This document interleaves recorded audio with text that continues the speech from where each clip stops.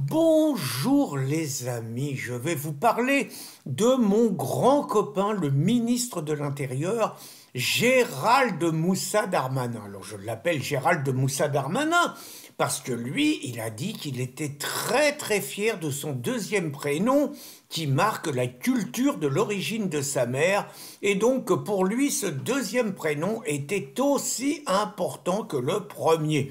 Et moi, vous savez, l'histoire de la double culture, je me suis toujours posé des questions parce qu'à mon avis, la double culture, il doit y en avoir une qui prend le pas sur les autres. On ne peut pas fonctionner avec deux cultures, on ne peut pas fonctionner avec deux nationalités, deux religions, tout ça, à mon avis, ça ne marche pas.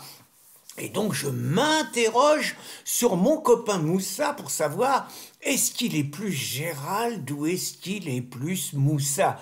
Et je remonte un petit peu quelques faits divers qui me font quand même m'interroger. Alors certes, il est le ministre de l'Intérieur qui va protéger la France pendant les Jeux Olympiques de tous les attentats qui peuvent y aller. Et donc on pourrait se dire qu'il est Gérald. Mais en même temps, je constate qu'hier, il a mobilisé des centaines et des centaines de policiers qui ont dû travailler des milliers et des milliers d'heures pour arrêter 14 militants, anciens militants, de Génération Identitaire, une association qu'il a dissoute. En effet, les mecs, ils déconnaient. Les mecs, ils voulaient surveiller les frontières françaises et ils voulaient pas que les frontières françaises, ça soit des passoires. Les mecs, ils étaient contre l'invasion migratoire et ils dénonçaient le rôle des passeurs avec les associations à migrants comme SOS Méditerranée. Les mecs, ils condamnaient le racisme anti-blanc. Les mecs, ils voulaient que les aides sociales elles aillent davantage aux Français qu'aux étrangers et ils critiquaient l'ensauvagement de la France. Gérald, il a pas plaisanté, il les a dissous, c'est pas possible. Là, je crois que c'est plutôt Moussa. Et puis, alors qu'on manque de force de l'ordre, alors qu'il y a quand même quelques petits problèmes de sécurité quotidienne en France, Moussa, parce que là c'est encore Moussa, il a décidé que pendant le ramadan, toutes les mosquées, elles seraient protégées de jour comme de nuit. Alors il y a 2000 et quelques mosquées, 3000 même presque, je sais pas comment on fait, mais c'est encore des milliers et des milliers de policiers qui seront pas utilisés. Et puis Moussa, parce que là c'est encore Moussa quand même, il a décidé que tout ce qui était patriote, tout ce qui était identitaire, tout ce qui était nationaliste, ça n'avait pas sa place en France parce que c'était pas les valeurs de la République et donc il attaque la dissolution, les persécutions, les plaintes et tout. Moi, j'en sais quelque chose. Je préfère ne pas savoir les centaines et des centaines d'heures que les policiers ont consacrées à me surveiller, le temps qu'il a fallu pour me faire la perquisition, le temps qu'ils utilisent en ce moment en train de chercher mon téléphone, mes ordinateurs et tout. Tout ce temps consacré.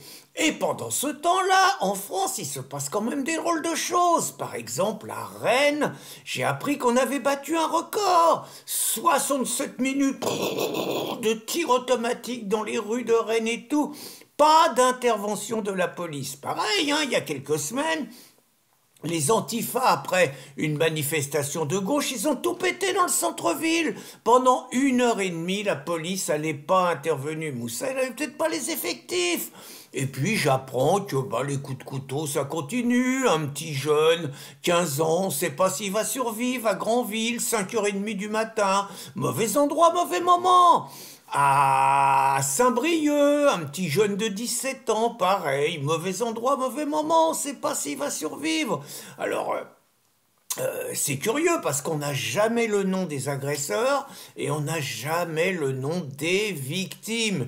Et puis, un truc intéressant aussi, en Dordogne, un cimetière vandalisé avec des inscriptions islamiques dans le genre Koufar, l'islam va conquérir la France, on est chez nous et tout et tout.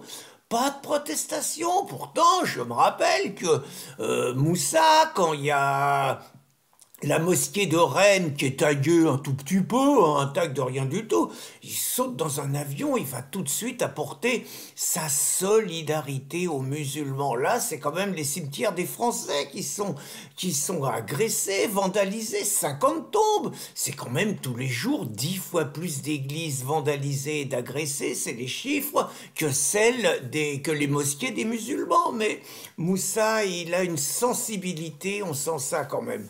Et puis, bah, je vois aussi qu'à Argenteuil, un pauvre bougre, le mec 1 heure du matin, il n'arrive pas à dormir, il doit se lever le lendemain, il en a marre, un rodéo, un mec qui fait du boucan avec sa bagnole, il descend pour lui dire d'arrêter, pan, il est mort. Eh oui, il est mort, il y avait personne pour intervenir.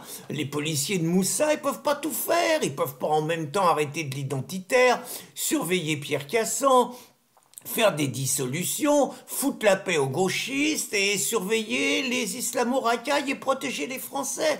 Il peut pas tout faire, Moussa. Il a ses priorités. Et quand je vois les priorités de celles qui sont celles de Moussa, quand je vois la persécution des patriotes, quand je vois qu'on fout une paix royale aux islamistes, quand je vois qu'on ne traque absolument pas les milices gauchistes qui agressent quotidiennement des patriotes, quand je vois le laxisme de la justice vis-à-vis des islamo-racailles qui multiplient les francocides toute la journée, tous les jours, enfin il suffit de lire F de Souche, je me dis que la question que je me posais au départ est tranchée et je pense que Darmanin est davantage Moussa que Gérald et donc qu'il n'est absolument pas question pour les Français de pouvoir compter sur lui pour assurer notre sécurité et qu'il vaut mieux se protéger soi-même que de compter sur un faux Français qui se comporte de plus en plus